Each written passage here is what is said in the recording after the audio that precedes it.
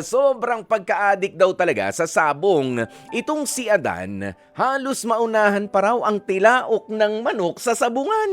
Nako, wala pa yung bantay ng sabungan ha. Nandun na, nakaabang. Paano ba naman, 3:00 pa lang daw na madaling araw, ay nako, nakapwesto na, nasa sugalan na raw ang mister ni Dali.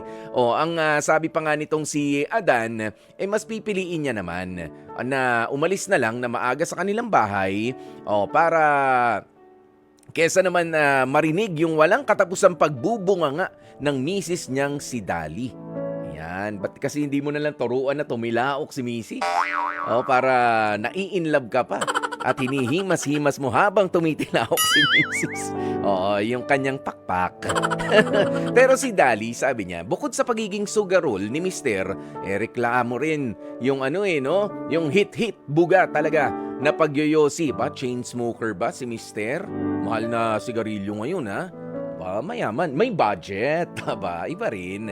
Ayan, kaya naman sa ngayon, kausapin na nga muna natin at bigyan linaw itong HEART segment natin mula sa Morong Rizal. Si Dali, 33 years old. Magandang tanghali sa'yo, Dali. Dali, dalian mo. Dali. Hello? Hello? Ayan. Dali. So, magandang tanghali, Kuya Poy. Taga dyan ka talaga sa Morong? Sa Lagundi. Sa Lagundi. Bakit yung pagsasalita mo ay parang hindi pa baba? Hindi. Ano po 3 years pa lang ako dito. 3 years pa Kaya lang. wala pang punto. Oo, pero yung mga punto ng mga taga riyan, naiintindihan mo. Ano? Opo. Yung sunrock ba, sa lulutuin mamaya, sinuli mo na. Sa bunrock. Sa bunrock. Marahan lang tayo mag-usapan sige, Dali. Dahil 3 years ka pa lang dyan, wala ka pa yung punto ng mga taga-Morong. Ayan, okay. Sabi mo ay 3:00 ng madaling araw, itong si Mr. mong si Adan ay nasa sabungan na o pine-prepare na yung kanyang manok kasi hindi pa naman yata bukas ng ganong kaaga ang mga sabungan. Kapag may ilalabang manok daw po, maaga daw po talaga nila ipinipila kasi mahaba daw po ang pilakan. Oo, maaga pala yun. Mga anong oras? 3:00 nga, nakaalis na ng bahay yan. 3:00. Wala Pero nang... nag-aalarm siya ng 3:00 pero umaalis siya. Nauuna pa siyang gumising sa alarm niya. Tama. Excited. Baka nga hindi pa natulog. Parang tulog manok din Ang manok ganun matulog Yung isang mata, nakapikit. Tapos yung isa, buhay. Tapos yung isang paa, yung isang mata, nakapikit. Yung isa, bukas. Gising yun. Yes, po. Tapos nakikita mo yung Alarm paa niya ng... 3:00. Yung paa ng manok. Yung isa, nakatupi. Yun, tulog yun. Yung part ng katawan niyang yun. Yung kalahati. Tapos yung naka-apak, syempre, natural gising. Ganun. Parang manok na rin, Hindi naman tumitilaok si Adan? Hindi na. Pero Hindi naman tayo muna sa bahay. Okay. Sige, siya ba ay nag-aalaga ng mga manok? Kasi iba-iba yan, di ba? Meron yung taga-alaga lang siya. Tapos meron Taga-alaga po siya. taga-alaga. Hindi siya yung namuhunan bumili ng manok. Pinapaalagaan sa kanya, tapos ginagastusan niya ng pagkain. Siya ang gagastos. So parang may sosyo rin, ganyan. May social rin siya doon. Magastos siya ng vitamins, ng pagkain. Oo. Okay, sige. So saan kinukuha? Meron bang iba pang trabaho si Adan? Yun lang naman po. Minsan, may sideline siya dito. Pagka kinukuha siya ng mga kapitbahay namin. Na ano? Maglilinis ng bakuran, may papagawa. Yan po mga sideline niya. Bukod sa trabaho niya talagang permanente. Masipag naman ba si Adan? Yes po. Nasipag naman po siya. Wala naman siya. Kahit ano naman ipagawa sa kanya dito. Basta ayos na. Kahit anong ipagawa, sinusunod niya, puwera lang yung gusto mong gawin niya Opo. sa buhay niya. At ano nga ba yung gusto mong gawin sa buhay nitong si Adan? Ay sana magbago siya. Dahil... Kung hindi niya kaya, kahit unti-unti man lang. Ano ba, hindi, sabihin mo sa amin dahil nasa kabilang linya na at narinig tayo ni Adan, ano ba yung gusto mong baguhin nitong asawa mo sa kanyang mga pamamaraan sa buhay niya? Gusto ko nga sana. Bisyo kasi ang pinoproblema ko sa kanya, lalo na yung paninigarilyo niya. Kasi hindi lang naman para sa akin, kundi yung para sa mga anak niya. Ilan na ba Lalo na anak nyo? kung uubo, lalong natitrigger kapag nakakalanghap sila ng usok ng sigarilyo. Tama. Mm. Yun yung pag-ibisyo niya ng manok, okay lang din naman sa akin. Wag naman yung sobra-sobra naman, madaling araw, alas 3 lang nabili na siya. Mm. Samantala may kasama naman siya doon, bakit hindi na lang niya iiwan doon? Dito na lang siya kahit papaano. Oo.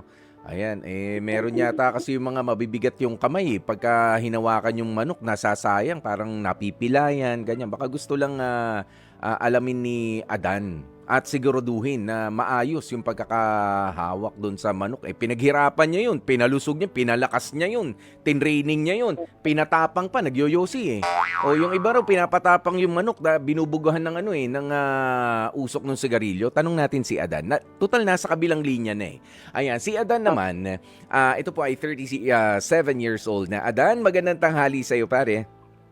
Magandang tanghali din po, Kwepoy. Ano ba, nalo, talo? Panalo, minsan. Yon, panalo! Minsan, ngayon, yung pinakahuli.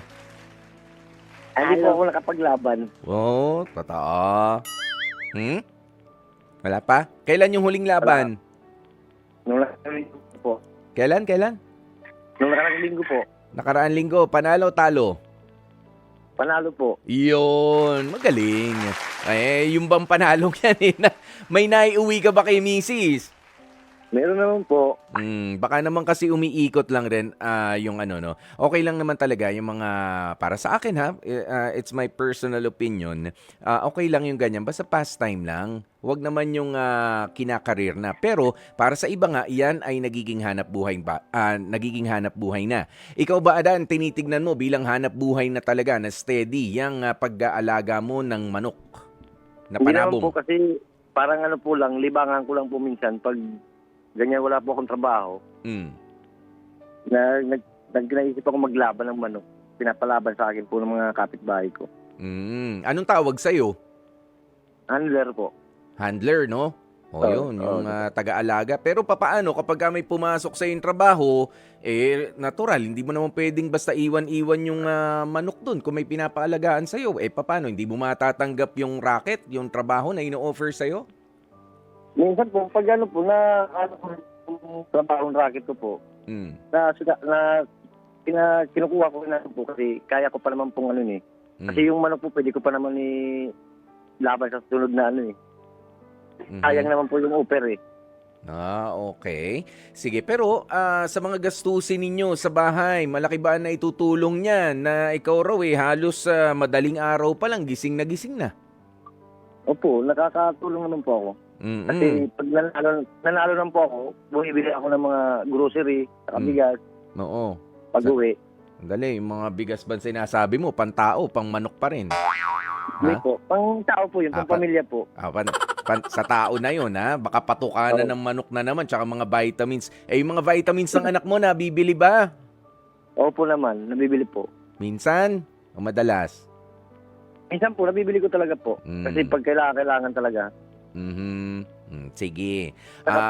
So eto, narinig mo yung mga sinasabi ni Dali na baka naman daw hangga't maaari makahanap ng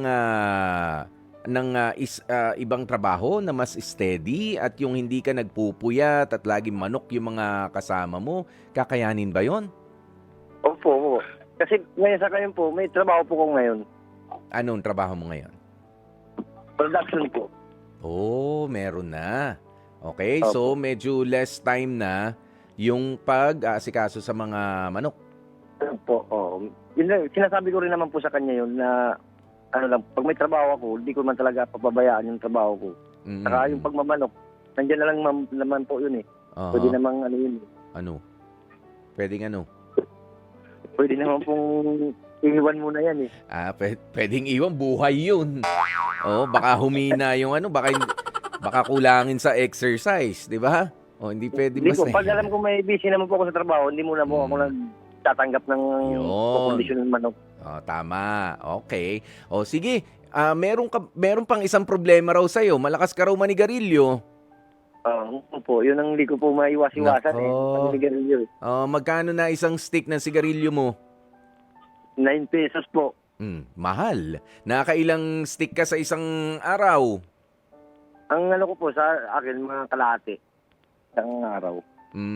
Kalahating stick, kalahating kaha. Natural, kalahating kaha yan. Ibig sabihin, 10 piraso. Opo. Eh, di 90 pesos na yun. Di ba? Opo. 90 pesos na yan kung tutuusin talaga natin na maigi. Alam mo kasi, hindi naman ako magmamalinis. Dati rin ako nanigarilyo. Pero, hindi pa ganyang kamahal. Nung nagmahal na, salamat na lang din sa mga nangyari sa buhay ko, tinigilan ko na, tinalikuran ko na yung pag-yoyosi na yan. Alam mo, kung makikita mo, si Kuya Poy ngayon, mas fresh ako. Baka gusto mo rin maging fresh. Ang itsurahan mo, Adan, mas nakakalusog pala ng skin yan at mas babango ka. Pero kasi ang problema nitong si Dali, nagkakasakit-sakit daw yung mga anak ninyo. Kung gusto mong malaman talaga, eto, mag-usap kayo. Dali, kausapin mo na si Adan. Rekta na to.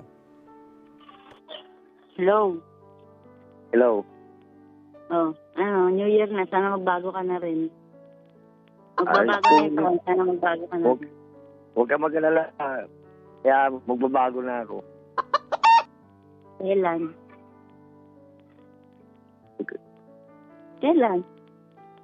Sana maniwala ka sa akin, magbago na po ako. Hindi na ako maninigar. O sige, Iwasan aasahan ko namin yung- kasi yung mga anak mo rin Minsan niloloko ka na lang. Imbis na 3 lang sila magkapatid, sabi nila 4 daw sila kasi yung manok mo raw, anak mo na rin daw yun. May pangalan na ba yung manok? Sila ako. Okay. Yung isa niyong kapatid, nangingitlog. Hayaan mo hindi na, magbabago na po ako. Hindi na ako mamanok. Nung mamanok man ako, pero hindi ko na yung laging magpupunta na sa bungan. Iwasan ko na kung kinakailangan para sa inyong mga bata. Saka ikaw. Baka dahil lang medyo sisingit lang ako. Siguraduhin mo lang, Adan, na hindi ka nga pupunta sa sabungan. Dapat sa mga tupadahan, hindi ka rin pupunta. Illegal yun. Ha? Opo. Baka ganyan naman diskarte mo, yung mga backyard sabong lang, mga tupada. Nako, Adan Hindi naman po. Hindi naman kuya po Pero pinapangako rin po sa kanya talaga. Sige, tinutulungan ko lang si Dali para alam niya. May mga ganun kasi Dali. Oy, nagkayayaan lang, tapos nandyan lang sa bakuran. Ayun na, nagtutupadan. Basta makikita mo yun kapag pagka hindi mga pusa yung mga nakasampa sa bakod. Pagka mga tao, mga lalaki. Ibig sabihin may tupada roon. Ganun yan.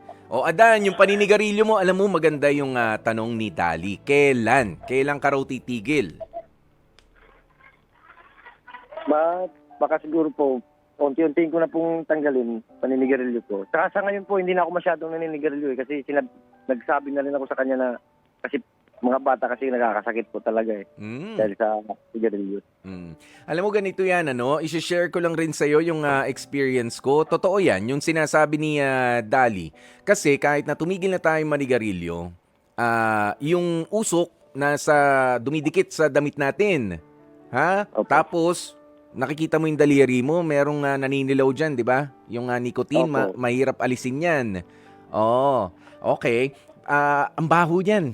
Hindi maganda sa pang-amoy. Alam mo, nanghihinayang ako sa pabango, nanghihinayang ako sa damit na kapag nausukan. Hindi lang yun. Totoo na nagkakasakit yung mga bata. Yung second-hand smoke na tinatawag. Hindi lang naman yung mga bata Kung sino man yung nakapaligid sa atin. Malala nga ako dati dahil kahit sa sasakyan, nagsisindi ako ng yosi. 'Di ba? Pero hindi ko na nagugustuhan at hindi naging maganda ang epekto niyan. Kaya tigilan mo na rin, Adan. I guess, sa bahay ba, Dali, itong si Adan nagsisindi ng yosi?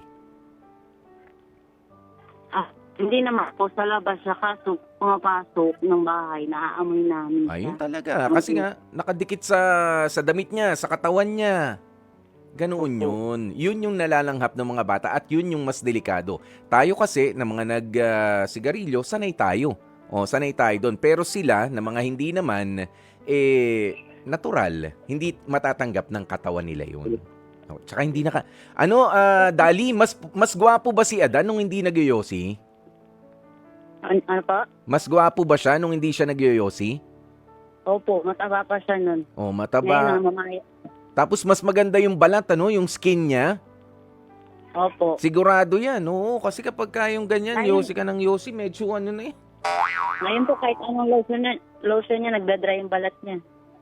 Pati lotion, tinatalo nung pagkatuyo ng balat ni Adan. Naku ha, Kahit anong lotion pong gamitin niya, yung balat niya parang dry pa rin. kita mo? Oh, Adan, pero hindi ko na alam kung maisisisi pa natin yan sa yosi. Baka yan naman ni kalikasan na yan ng balat ni ni Adan. But still, 'di ba Adan, concern sa ang asawa mo. Huwag naman sana Opo. na maging salita lang yung mga pangako na yan. Kailangan natin yung aksyon. Kailangan sundin mo. Kung hindi man para sa asawa mo, para na lamang sa mga anak mo. Okay, ilang taon na yung mga Opo, bata?